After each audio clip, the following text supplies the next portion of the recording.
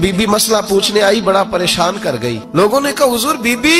फरमाने लगे मैंने घर के अंदर जगह बनाई हुई थी, एक पर्दा लटकता था, इस तरफ मैं बैठता था, उस तरफ अगर कोई औरत मसला पूछने आती तो पर्दे के उस पार बैठ के वो बात करती। तो मेरे बेटे ने मुझे आके बताया कि एक बूढ़ी औरत आई है बाहर मसला पूछने, तवज्जो करना जरा बात पर। फरमाते पर्दे के पीछे बिठाया, मैं भी बैठ गया तो बीबी आई और जचे तुले लफ्जों में फटाफट उसने बात शुरू कर दी। इमाम साहब फरमाते बूढ़ी थी पर उसने बात छेड़ी पर्दे के पीछे बैठ के, तो बड़े जचे तुले 2-3 जुमलों में कहने लगी, इमाम साहब मसला पूछना है। फिर मैं पूछो। कहते मैं बड़ा तैयार था और मैं अल्लाह ने बड़ा इल्म से उन्हें नवाजा था। कहते मैं परेशान कभी नहीं हुआ था, लेकिन ये बीबी परेशान कर गई। फरमाते हैं मैंने कहा बीबी पूछो।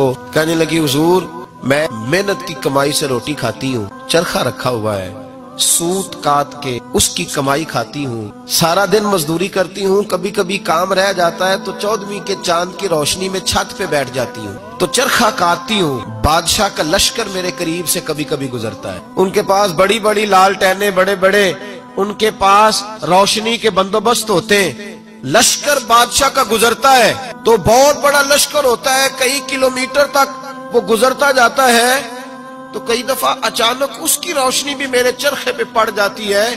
मसला ये पूछना है कि उस रोशनी में जो मैं सूत काटती हूँ उसकी कमाई मेरे लिए हलाल है कि हराम है। इमाम अहमद बिन हंबल फरमाता है मैं तड़प के रोया। बीबी तो कभी किसी ने पूछा ही नहीं, इतनी बारी